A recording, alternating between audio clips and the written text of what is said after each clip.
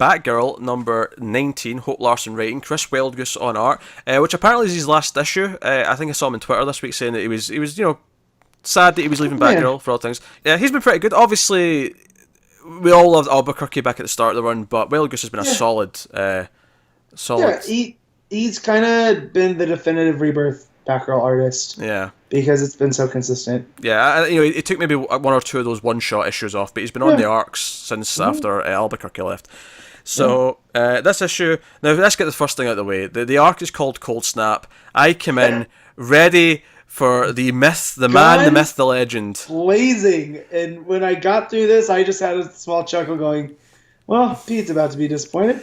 The man, the myth, and the legend that is Cold Snap was not in this issue. He may still show up, but I feel like the title's just the pun for the because there's cold stuff going on, not because Cold Snap himself is going. Well, I mean, that's kind of what it is. Is that the story revolves around a freak blizzard in Gotham and Burnside. Yeah, which you could call a cold snap. Like, oh yeah, because there's even a joke where they say, "Oh, it started to snow a little bit." That's weird. The weather didn't say anything about that. Well, hey, I'm sure it's just a quick little few speckles. It'll be gone by noon, and then it cuts to that double page spread where the street is just covered in snow, and there's like kids sledding and all sorts, and then the Penguin starts sledding because he likes the snow. Fun. Yeah, he's in his natural state. This felt, and I mean this in the best way possible, like an episode of a cartoon series. It did actually. Joe, I'm surprised I like this so much, but I love the little bat parka that she's wearing with her suit. Yeah. When it's cold. It's got little bat logos on the shoulder. I like that her cape still comes out the back. She's got the furry hood.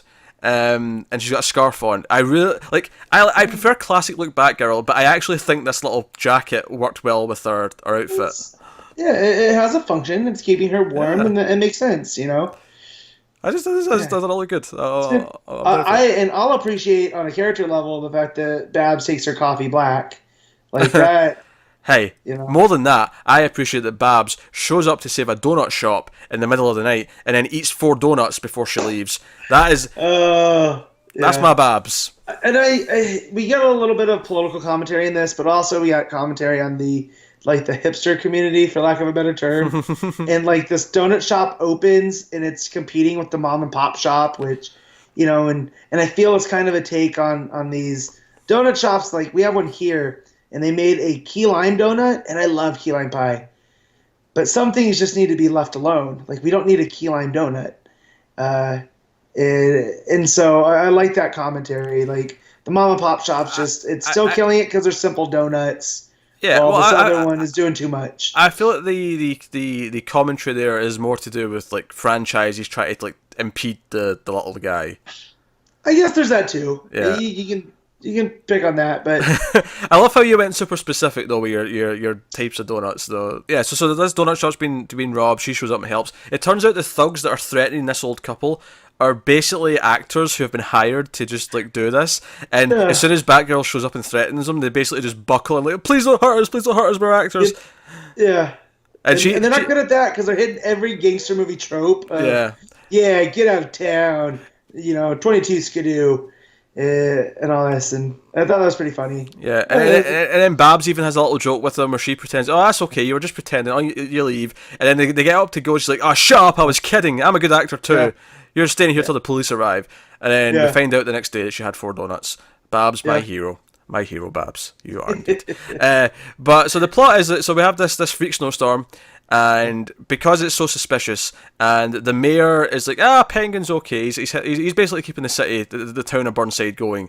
So he's okay with Penguin hanging around. But she goes to investigate why the blizzard's so weird.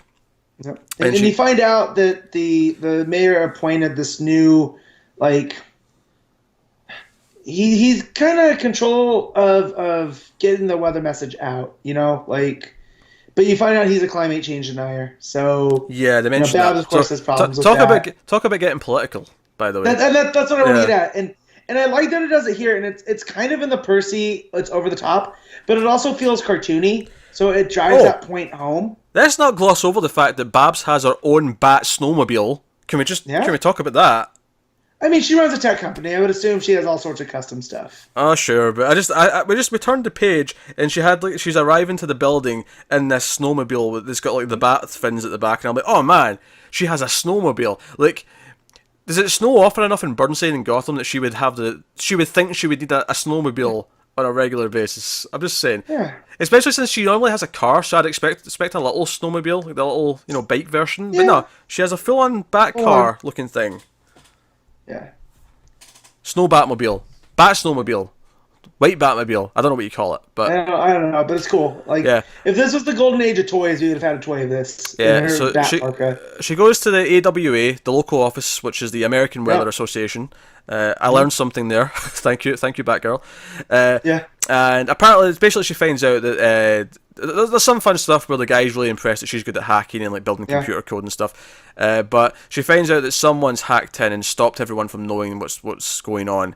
And it's all a bit of a ruse. It references the Batgirl annual with Supergirl because what was the villain? Spur. There you go. She finds some evidence, a little spur, literally a little spur that leads back to them, and she remembers she ran into them with Supergirl, and she goes on her snowmobile out to their hideout and takes them on. But they've just been playing poker. They've been doing nothing. Well, that's not poker. They're playing a full-on board game. Oh, you're right. That involves government processes because these guys are basically the Ron Swanson of supervillains. I thought it was Risk, actually, now that you're bringing it up. Yeah, but it seems to me like it's a Risk Settlers of Catan kind of board game where there's government policies and you have to get around them in certain ways. But no, the way that they're talking, so they're cowboy themed and they're red, white, and blue, and they're I didn't even realize they were red, white, and blue until you said that. I just know. Good catch. Good catch. Yeah, and so they're basically about smaller the government, the better, and that's what they were trying to do. It's not necessarily they're trying to ruin things. It's their philosophy that the more government's bad. Yeah. And they're not a serious threat. Speaking of this being more of a cartoon episode, and I mean this in a positive way. So one of them has like a star, like a branding star. They put it in the fireplace. They're going to brand Batgirl with it, which is super dark almost. But she sees it coming and then kicks the guy into him, and the bad guy in white gets branded in the ass with a star. Right, and because it's snowy, he goes out and puts his butt in the snow. Yeah, that is Home Alone. That is proper Home Alone comedy. That is, right? And it's slapstick. And we find out that these guys are more buffoons than anything, and they're not behind it. Yeah. Pretty much. And it may all be a ruse. She kind of figures out that the spur might have been planted. And our friend Quader was sort of bragging earlier on. He got a new job, but he's not allowed to tell him what it is. It's all kind of top secret. But he sends her a text saying, hey, bad guys are trying to break into this secret government facility that I'm working at. Here's the location. Come and get me, please. Help.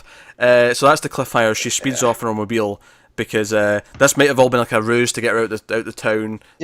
And to just steal whatever's at this building. She doesn't know what they're there for. That's a mystery still. But we'll find that out possibly next issue. It's a really weird issue when I actually say out loud what happened in it. Like donut theft, Freak Blizzard, the Spar gang, and everything in between. But I had a lot of fun, so I can't really complain. It was so much fun. It goes beyond. Like I had a lot of fun reading it, and plus with the Wild Goose art, it has that cartoony vibe. It does, yeah. Just the way like with Red, White, and Blue of the Spur guys, just again their interactions, it feels it just felt right. So I'm sad to see Wild Goose go, but we'll see who picks it up.